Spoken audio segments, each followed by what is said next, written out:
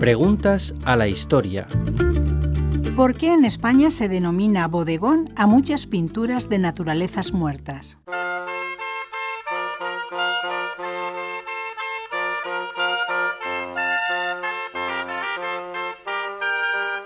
Sebastián de Covarrubias nos da una explicación.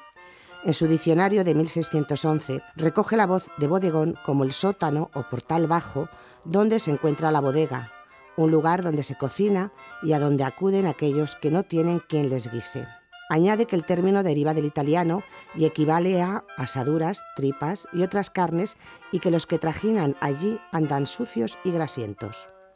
Poco más de un siglo después, el diccionario de autoridades relaciona el bodegón con la pintura, pues se llama así a los lienzos en que están pintados trozos de carne y de pescado y de comidas de gente baja. El término se generalizó en la historiografía de la pintura para designar las naturalezas muertas de cocinas, mercados, puestos y mesas con cacharros y alimentos. Victoria Soto, profesora de Historia del Arte de la UNED. Radio 5 Todo Noticias.